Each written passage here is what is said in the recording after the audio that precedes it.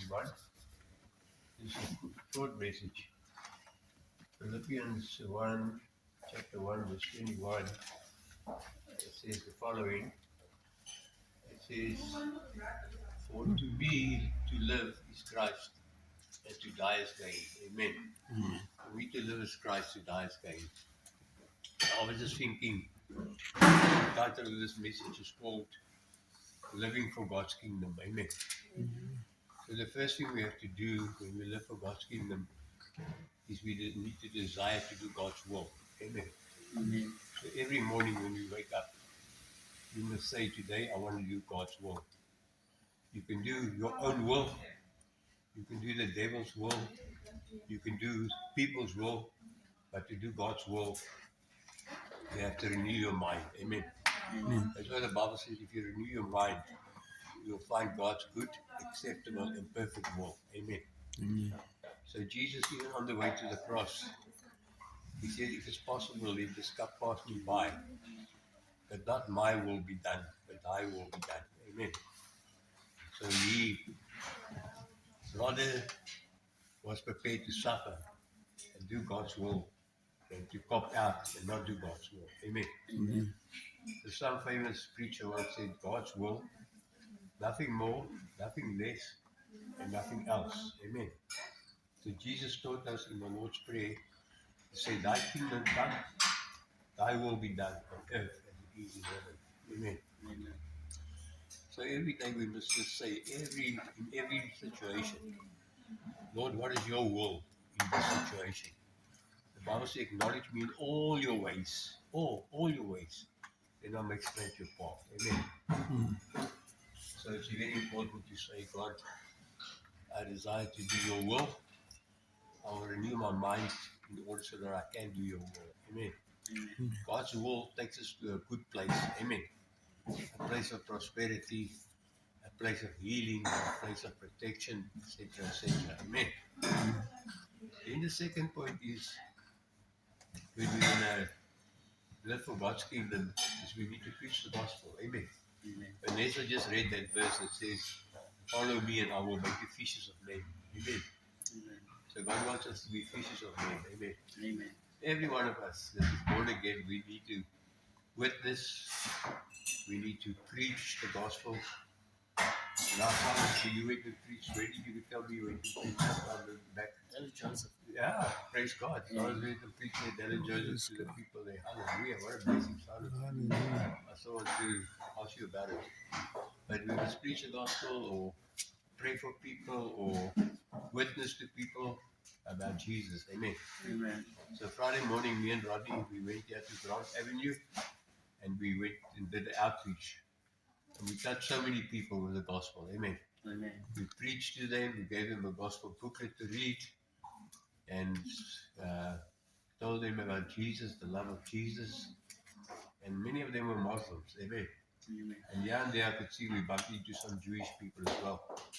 And then just everybody else around. People going to work, on their way to work.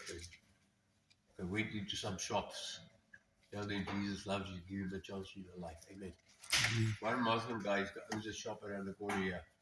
Swammer's shop. Not that swammer, but another swammer here. You are.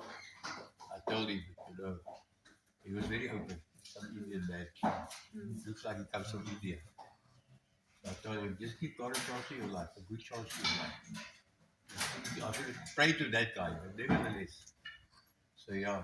And then the third point, the Bible says they overcame the devil by the blood of the Lamb and word of testimony. And they love their life to go to death. But we have to share our testimony. We have to share the hope we have in Christ. Amen. Hallelujah, hallelujah. Don't be ashamed of Jesus and his words. Amen. Then the third point, you need to be an asset to God's kingdom. Amen. How can you be an asset to God's kingdom? Three things. Your talents, your time, and your substance.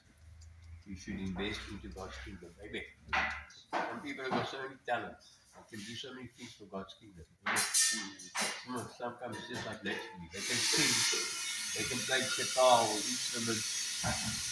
Use that talent that God gave you towards the kingdom of God. Amen. And then The time.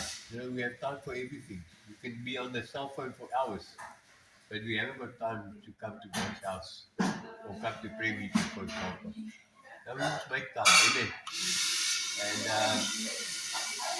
the Bible says, redeem the time, because the days are evil. We need to redeem the time. Is like redeeming, speaks of paying a price.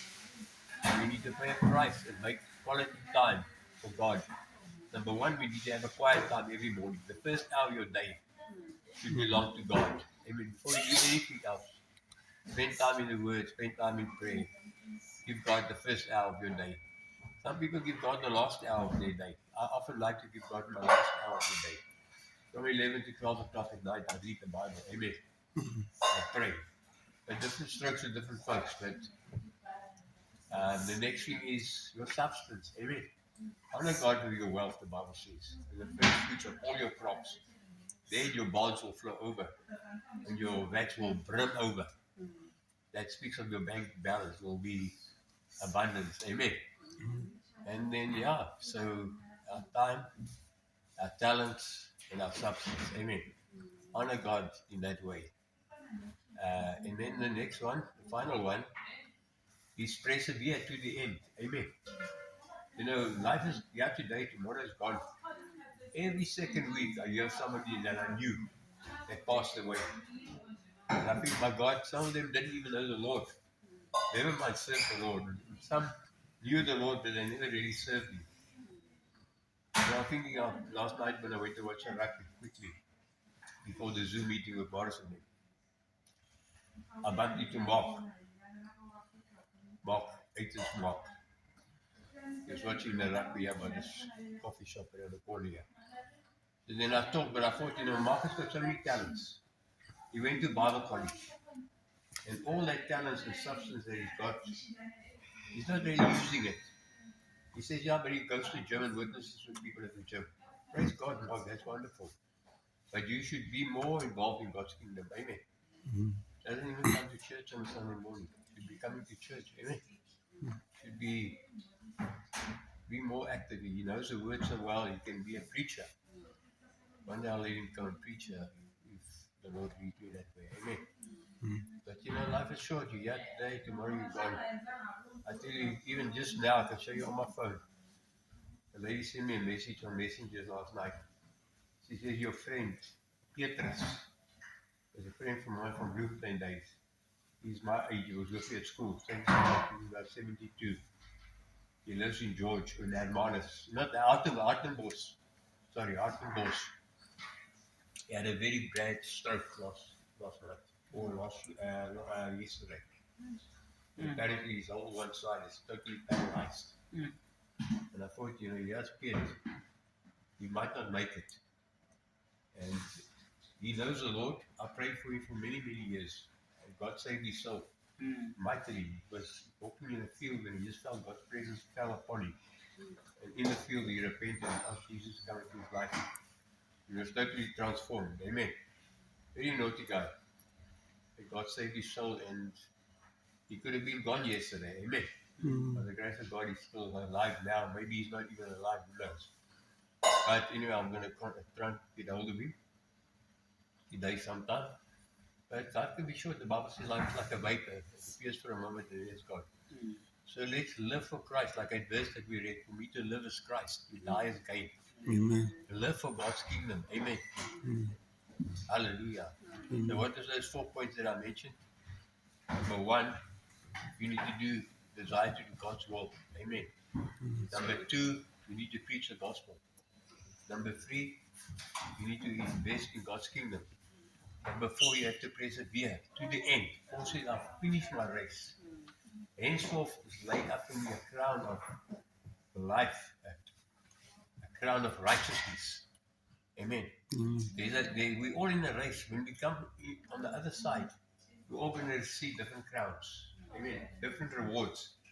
But the only thing is that reward that we're getting is going to last for all eternity. If you're up there and you become a dwarf, you're going to be a dwarf for all eternity. If you come there, you're going to be a giant or a prince. You're going to be a prince for all eternity. Amen. So we have to grow in the Lord and become mighty men and women of God. So that when we die one day, The Bible says, as a tree falls, so it lies. In other words, when you die, so you're going to be on the other side. Amen. If you were a baby Christian, you're going to be a baby Christian in eternity. If you were a giant Christian, you're going to be a giant Christian on the other side in eternity. Amen. The Bible says we'll be like angels. We get a glorified body. That there will be different positions. Amen. Remember that lady that came to Jesus? You can, my son, sit on your left and right hand in the kingdom. That speaks of a place of power. Amen. Amen. I want my sons to be powerful there in heaven one day. Yeah, Jesus said, can they eat and drink the cup I'm going to drink, the suffering I'm going to go through. Amen. Amen. If they can sit on my left and right hand side. Amen. So in closing, guys, time is short. Jesus can come any day. Amen. Let's live for him. Hallelujah.